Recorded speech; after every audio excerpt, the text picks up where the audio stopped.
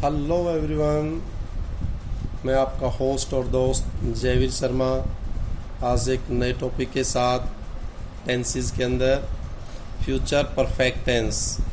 आशा करता हूँ आप घर पे होंगे, सुरक्षित होंगे और इस लॉकडाउन पीरियड के दौरान पढ़ाई को एंजॉय कर रहे होंगे। तो स्टार्ट करते हैं आज का अपना टॉपिक फ्यूचर परफेक्ट टेंस। तो आज का जो टॉपिक है वो है फ्यूचर परफेक्ट टेंस। अब फ्यूचर परफेक्ट टेंस के बारे में देखते हैं क्या है। परफेक्ट, प्रेजेंट, पास्ट और अब फ्यूचर की बात कर रहे हैं। और परफेक्ट में मैंने एक चीज़ कहा था, वर्ब की थर्ड फॉर्म। अब वो सारी चीज़ें डिटेल में देखते हैं। देखो क्या है, पहचान पहले कर लेते हैं बात पहचान की। हिंदी में कैसे पहचान करोगे?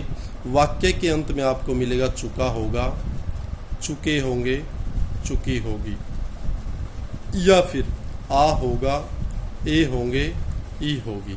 ये आपको सेंटेंस के अंत में मिलेगा, जिससे पता चलेगा कि ये जो सेंटेंस है, वाक्य है, वो फ्यूचर परफेक्ट टेंस का है। अब इसके कुछ एग्जाम्पल्स देख लेते हैं। फर्स्ट है, वह खाना खा चुका होगा। अब लास्ट में आ गया चुका होगा। उसने अपना काम कर लिया होगा। अब ये आ गया। अब जब हमें ये कंफर्म हो गया कि ये सेंटेंस, ये वाक्य फ्यूचर परफेक्ट टेंस का है, तो अब आगे अपना कार्य स्टार्ट करते हैं। कौन सी हेल्पिंग वर्ब आएगी, वर्ब की कौन सी फॉर्म लगेगी। हेल्पिंग वर्ब की अगर बात करें तो इस टेंस के अंदर हेल्पिंग वर्ब जो होगी विल हैव और शैल हैव। अब वो आसान है। शैल का जब आपको फर्स्ट एक प्रेजेंट फ्यूचर इंडेफिनिट में पता चल गया, फिर फ्यूचर कॉन्टिन्यूस में पता चल गया, तो परफेक्ट में भी सेम है। आई और वी के साथ शैल, और एक्सेप्ट आई और वी को छोड़ करके सबके साथ विल। अब स्टार्ट करते हैं। फिर आएगा वर्ब की कौन सी फॉर्म आएगी। अब वो आपको पता भी है, परफेक्ट कोई भी हो, वर्ब की third form, use of verbs third form, verb की थर्ड फॉर्म का प्रयोग। अब सिंपल सेंटेंस की बात करें, अगर साधारण जो वाक्य है सिंपल सेंटेंस है, उसमें क्या होगा? सबसे पहले सब्जेक्ट, फिर हेल्पिंग वर्ब आएगी। हेल्पिंग वर्ब का मतलब विल या शैल, फिर हैव आएगा, वर्ब की थर्ड फॉर्म, और उसके बाद ऑब्जेक्ट। क्लियर? गुड। अब एग्जाम्पल ले लेते हैं। फर्स्ट जो है वह खाना खा चुका होगा, जो हिंदी में आप ऊपर देख रहे हैं, ये रहा। अब वह की क्या हो जाएगी? ही। फिर मैंने कहा था आई और वी के साथ शैल, बाकी सब के साथ विल, तो he will have, third form eaten food, वो भोजन खा चुका होगा। क्लियर? गुड। फिर बात करते हैं इंटेरोगेटिव सेंटेंस की। क्या वाला प्रश्नवाचक वाक्य है, जिसके एंड में साइन ऑफ इंटेरोगेशन या फिर क्वेश्चन मार्क होता है। अब इसकी फॉर्मेशन क्या होगी कि इंटेरोगेटिव सेंटेंस बनाने के लिए क्या करते हैं?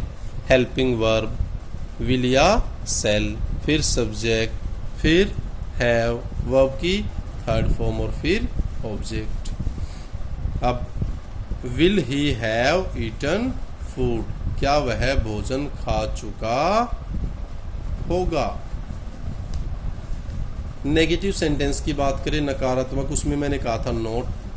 अब मैंने कहा था कि अगर हेल्पिंग वर्ब एक से ज्यादा है तो नॉट पहले वाली के तुरंत बाद आ जाएगा। देखें, सबसे पहले सब्जेक्ट, फिर आपकी हेल्पिंग वर्ब विल और शैल, उनके तुरंत बाद लग जाएगा नॉट। हैव बाद में, उसके साथ वर्ब की थर्ड फॉर्म, और फिर ऑब्जेक्ट। एग्जाम्पल ले लेते हैं।